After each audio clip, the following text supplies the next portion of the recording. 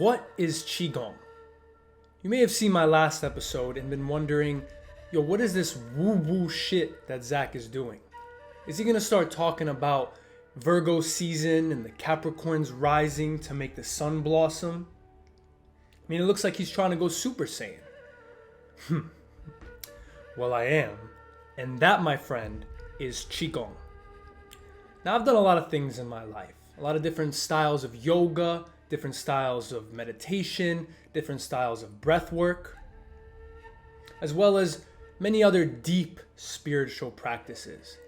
And I have to say that nothing grounds me down, makes me feel connected and more alive than the practice of Qigong.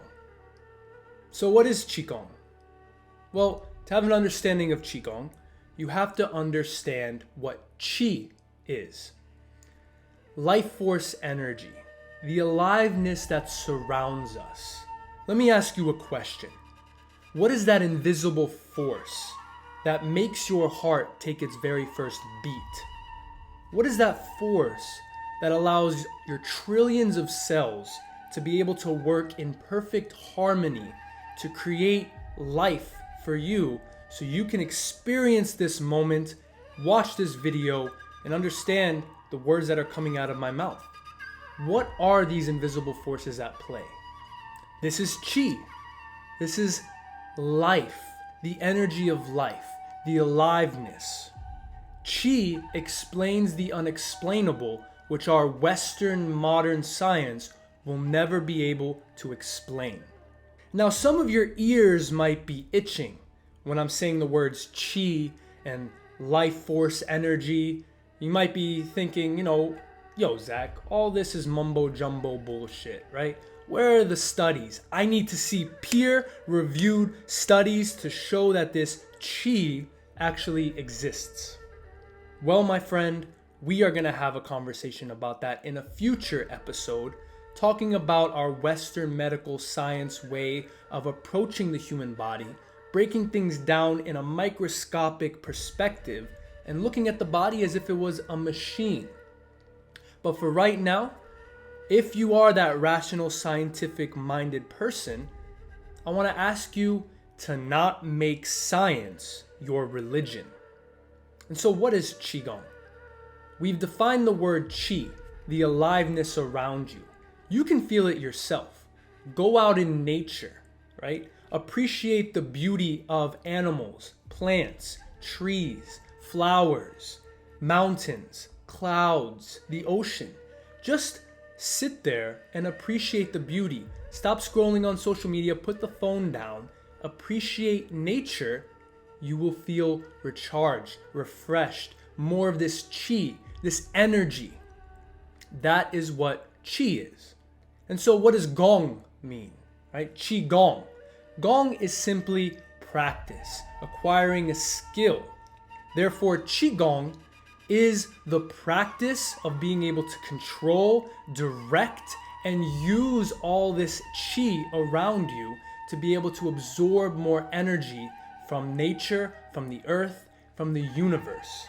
And so Qigong can be broken into two categories. You got Donggong, which is the dynamic movements, the body's movements as you move through the Qigong. And then you got Jinggong, which is the practice of stillness, of tranquil meditation, being aware of the energy around you and being able to control that energy using your spirit and your mind. And so Qigong has three main elements. You're moving your body in a specific way to help bring a little bit more of a flow, getting rid of resistance along the energy channels of your body, otherwise known as the meridians. You're also using your breath. Much like yoga, Qigong is movement coordinated with the breath. And then you got the element of your spirit, your intention, your visualizations of what is going on within you as you move through the practice and as you breathe with those movements. Qigong also has self-massage, and you're going to specific acupoints to help bring less resistance in your body, as well as stillness meditation to be able to absorb qi passively once you've opened up the channels. And so many of you have probably heard of Tai Chi, and you're wondering, how is Tai Chi and Qigong different? Well, Tai Chi Chuan is actually a form of Qigong. Right? Qigong, all that means is energy practice. Tai Chi falls into that category. Tai Chi is just a little bit more of a dynamic movement flow. It's usually done consecutively in a specific order without pausing in between, whereas Qigong is a little slower. You take a pause in between each form in Wuji posture to be able to assimilate that qi and that energy. Qigong is based on the ancient philosophy of Taoism. Taoism is spelled with a T, but it's pronounced with a D, Taoism, and Qigong is spelled with a Q, but it's obviously pronounced Qi. So without going too in detail about Taoism, just know that it's not a religion per se, it's more of a philosophical way of approaching life, much like Stoicism is. So Taoism's main core tenets is the unity between man and nature.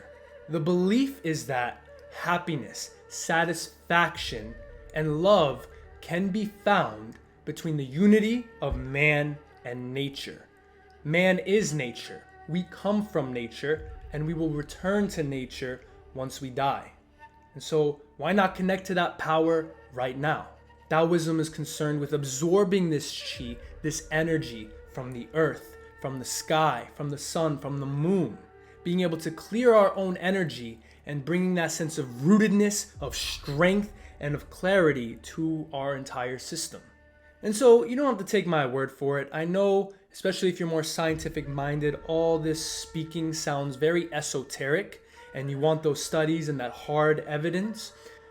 And so my recommendation to you is to keep an open mind, to go out in nature, take your shoes off, put your phone down, put your feet in the dirt barefoot, and then maybe watch my beginner's Qigong video, give it a try, and see how you feel, right?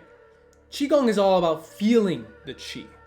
You can understand the concepts of it, but it's all about feeling, absorbing all the life force energy around you.